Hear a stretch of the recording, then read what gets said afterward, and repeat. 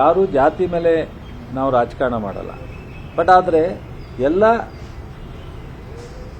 ಸಮಾಜದ ಒಂದು ಹೆಸರು ಬಳಕೆ ಒಂದಲ್ಲ ಒಂದು ರೀತಿಯಲ್ಲಿ ಆಗುತ್ತೆ.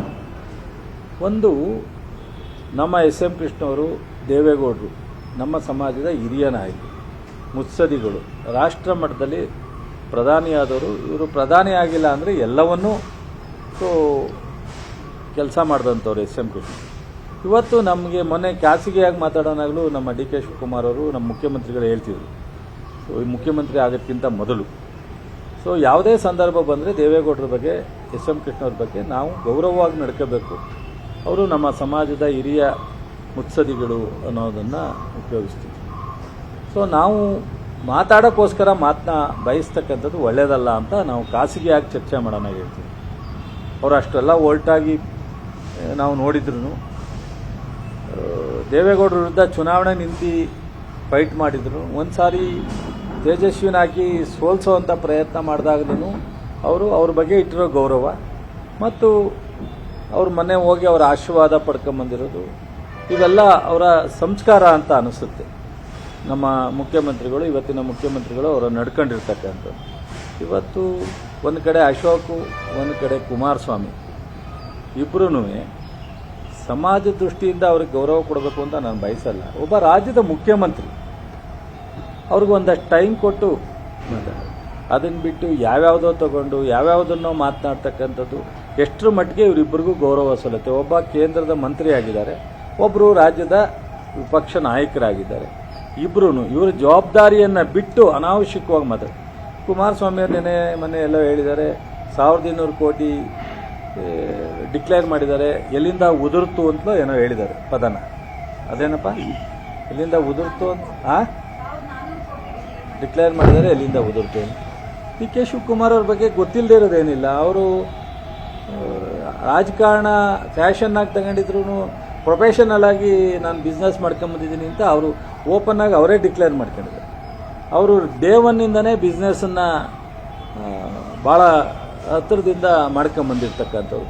ಆಮೇಲೆ ಡಿಕ್ಲೇರ್ ಮಾಡಿರೋ ಹಣ ಎಲ್ಲಿಂದ ಉದುರ್ತು ಅಂತ ಅಂದರೆ ಇದಕ್ಕೆ ಏನು ಲೋಕಾಯುಕ್ತದಲ್ಲಿ ಅಕೌಂಟ್ ಕೊಟ್ಟಿರ್ತಕ್ಕಂಥದ್ದು. ಮತ್ತು ಜೊತೆಗೆ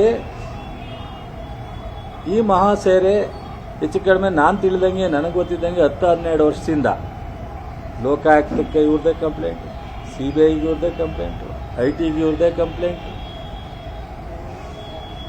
ಇವತ್ತಿನ ಮುಖ್ಯಮಂತ್ರಿ ಯಾರಿದ್ದಾರೆ ನಮ್ಮ ಡಿ ಕೆ ಶಿವಕುಮಾರ್ ಅವರು, ಅವ್ರ ಮೇಲೆ ಇದೇ ಕುಮಾರಸ್ವಾಮಿ ಅವರು ಕಂಪ್ಲೇಂಟ್ ಲಾಡ್ಜ್ ಮಾಡಿ ಎನ್ಕ್ವೈರಿ ನಡೀತಾ ಇರ್ತಕ್ಕಂಥದ್ದು.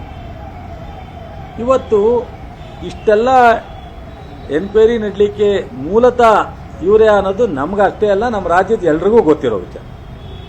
ಡಿ ಕೆ ಶಿವಕುಮಾರ್ ಅವ್ರ ಮೇಲೆ ಈ ಎಲ್ಲ ತನಿಖೆ ಸಂಸ್ಥೆಗಳು ತನಿಖೆ ಮಾಡ್ತಾ ಇರ್ತಕ್ಕಂಥದ್ದು ಮೂಲ ಇವರಿಂದನೇ ಪ್ರಾರಂಭ ಆಗಿರೋದು ಅನ್ನೋದು ಎಲ್ರಿಗೂ ಗೊತ್ತಿರ್ತಕ್ಕಂಥ ವಿಚಾರ. ಒಂದು ಕಡೆ ಡೆಲ್ಲಿನಲ್ಲಿ ಒಂದ್ಸಲಿ ಆಮಂತ್ರಣ ಕೊಟ್ಟಾಗ ಅವ್ರು ಅಕ್ಸೆಪ್ಟ್ ಮಾಡಿದ್ರು. ನಾನು ಎದುರುಗಡೆ ಚರ್ಚೆ ಮಾಡಲಿಕ್ಕೆ ಎಲ್ಲ ವಿಚಾರವನ್ನು ಡಿ ಕೆ ಶಿವಕುಮಾರ್ ಅವರು ತಯಾರಿದ್ರು. ಆವಾಗ ಆಬ್ಸೆಂಟ್ ಆದವರು ಇವರೇನು. ನಾವ್ಯಾರು ಅಥವಾ ನಮ್ಮ ಡಿ ಕೆ ಶಿವಕುಮಾರ್ ಏನೇನು ಆಬ್ಸೆಂಟ್ ಆಗಿರಲಿಲ್ಲ, ರೆಡಿ ಇದ್ರು ಇವರ ಆಮಂತ್ರಣಕ್ಕೆ. ಅವ್ರು ರೆಡಿ ಇದ್ರು ಚರ್ಚೆ ಮಾಡಲಿಕ್ಕೆ. ತಪ್ಪಿಸ್ಕೊಂಡಾರೆ ಯಾರು? ಇವರು. ಮತ್ತೆ ಮಾತಾಡೋದ್ರಲ್ಲಿ ಏನು ಅರ್ಥ ಇದೆ? ಮತ್ತು ಕಂಪ್ಲೇಂಟ್ ಇವ್ರದೇ.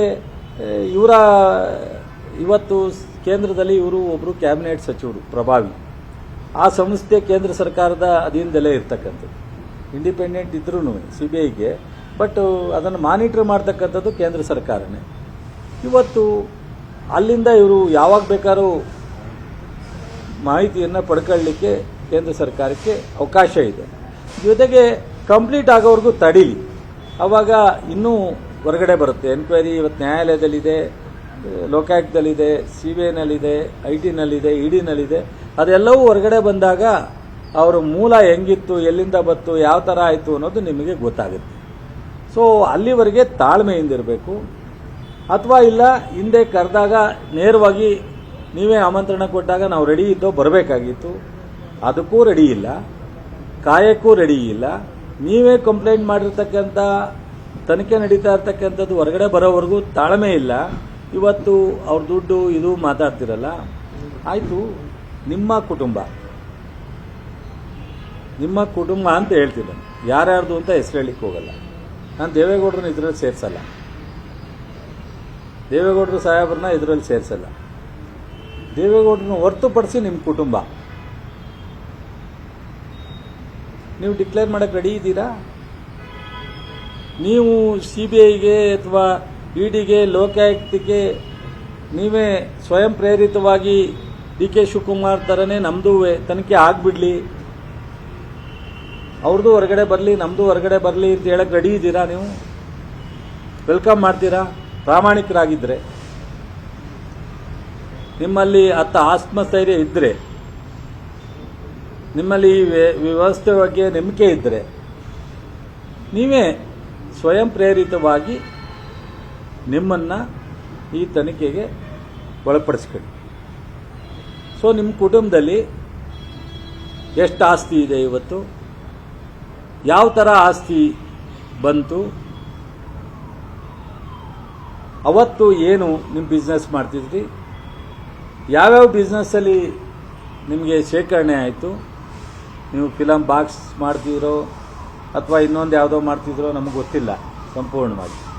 ಇಲ್ಲ, ನೀವು ತೊಡಗಿಸ್ಕೊಳ್ಳಿ, ಅದಕ್ಕಾದ್ರೂ ನಾವು ಜನ ನೋಡಿ ಅಪ್ರಿಷಿಯೇಟ್ ಮಾಡ್ತೀವಿ. ಇಲ್ಲ ಅಂದರೆ ಅಶೋಕು, ನೀವು ನಾನು ಇದನ್ನು ಹೆಚ್ಚು ಪ್ರೆಸರ್ ಮಾಡೋಕ್ಕೆ ಹೋಗಲ್ಲ. ನಮ್ಮವ್ರು ಯಾರೋ ಒಬ್ಬರು ಮುಖ್ಯಮಂತ್ರಿ ಆಗಿದ್ದಾರೆ, ಕೆಂಗಲ್ ಹನುಮಂತೆ ಆದರು, KC ರೆಡ್ಡಿಯರಾದರು, ನಮ್ಮ ಕಡದಾಳ ಮಂಜಪ್ಪನವರಾದರು, ಅದಾದಮೇಲೆ ದೇವೇಗೌಡರಿಗಿಂತ ಮೊದಲು SM ಕೃಷ್ಣ ದೇವೇಗೌಡರಾದರು, ಅದಾದಮೇಲೆ SM ಕೃಷ್ಣವರಾದರು, ಅದಾದಮೇಲೆ ಕುಮಾರಸ್ವಾಮಿಯವರಾದರು, ಈಗ ಒಬ್ಬರು ಆಗವ್ರೆ. ಭಾಳ ದಿವಸದಿಂದ ಹೋರಾಟ ಮಾಡಿ ಒಳ್ಳೆದಾಗಲಿ ಅಂತ ಹೇಳೋ ಸೌಜನ್ಯ ಇಲ್ಲ. ಸಮಾಜ ನೋಡ್ತಾ ಇದೆ, ರಾಜ್ಯದ ಜನನೂ ನೋಡ್ತಾ ಇದ್ದಾರೆ.